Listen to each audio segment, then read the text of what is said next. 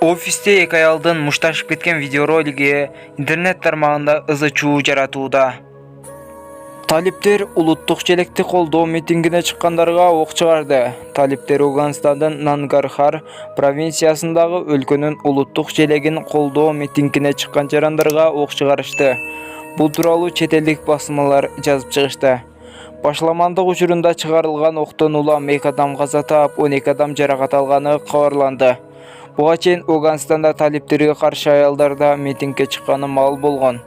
Эске салсак, Талибан кыймылы Кыргыз өлкөсүнүн аймагында террордук жана экстремисттик уюм катары таанылган жана ишмердүүлүгүнө тыюу салынган.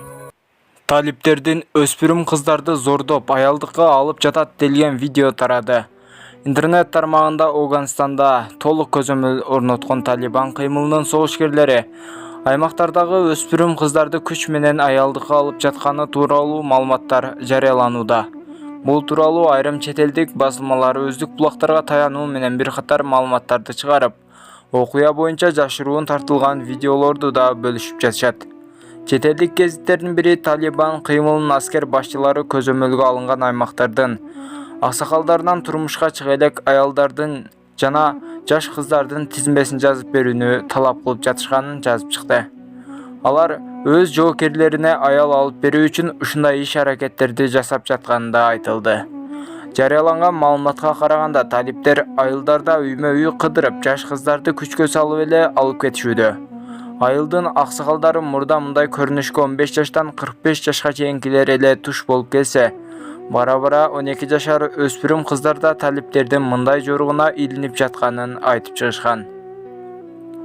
Ошондой эле аталган аймактарда көптөгөн кыз келиндер үй жайын таштап качып кетүүгө аргасы болуп жатканы тууралуу кабарлар тарап жатат. Дагы бир маалымат булагы талиптер көзөмөлдөгөн аймактан качып чыккан 22 жаштагы журналист кыздын айтып бергендерине жарыялады. Анын айтымында ага менеджери чалып белгисиз номерлерге жооп бербөөнү жана тез арада шаардан качып чыгып кетүүнү эскерткен. Ал таекеси менен бирге шаардан качып чыгып жакынкы айылдардын бирине барган.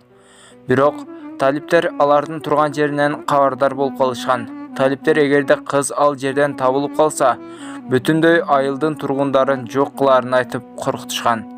Бирок кыз жана анын таекеси ал жерден да из жашырып кетишкен. Ошондой эле буга чейин талиптер басып алган аймактарда катаал ислам эрежелерин орнотуп жатканы да маалымдалган. Маселен, эркектерге сакалын алууга, өлкөнүн желегине түспөлдөш кийимдерди кийүүсүнө тыюу салынган.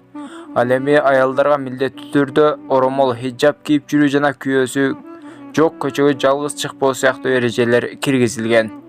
Ал эми Талибан кыймылынын өкүлдөрү жогорудагыдай маалыматтар боюнча билдирүү таратып, аларды толугу менен четке кагууда. Дарыгердин айынан 9 ай бөлөк наристени көтөргөн. 9 ай бөлөк бирөөнүн наристесин көтөрүп келген, бул тууралуу чет элдик басмалар жазып чыгышты. Маалыматта Челябинск облусунун тургуну көп жылдар бою төрөй албай, акыры ЭКО аркылуу балалуу болууну туура көрөт. Ал жолдош экөө жеке клиникага барып керектүү анализдерин тапшырып, алардын айткандарынын баарын жасашкан. Ошондой эле ал жака ири суммадагы акча да төлөгөн. 9 айдан кийин Олга көз жарып, өздөрүнө окшош эмес капкара наристелүү болушкан. Мындай көрүнүш жолдош экөөнү тең ренжитип, клиниканы сотко беришкен. Ал эми наристени болсо андан ары тарбиялап өстүрүү ниетинде экенин ачык айтып чыгышкан. Учурда эмбрионду алмаштырып алган дарыгер суракка чакырылууда. 20 жылдан бери Бишкекте жашаган оогандык качкындар расмий статус талап кылып митингге чыгышты. Бүгүн 18 августта Бишкектеги Афганистандын жарандары Бишкектеги Бириккен Улуттар уюмунун имаратынын алдына чогулуп митинг уюштурушту. Анда 20 жылдай убакыт Кыргыз өлкөсүнүн аймагында жашаган оогандыктар Кыргыз өлкөсүндөгү качкындардын расмий статусуна ээ болууну же болбосо Канада же АКШга жөнөтүүнү талап кылышты. Митингге келгендердин биринин айтымында Кыргыз өлкөсүндө оогандык качкындарды 20 жылдан ашык убакыттан бери кабыл албай келишет. Биз 20 жыл мурун келгенибизге карабастан качкындар статусуна ээ боло элекпиз. Эч кандай документтерибиз жок. Балдарыбыз бул жерден төрөлүп чоңоюп калышты, деди акциянын катышуучуларынын бири. Акциянын катышуучулары эл аралык уюмдун көңүлүн бурдуруу үчүн Бириккен Улуттар уюмунун имаратынын алдында чыгышты.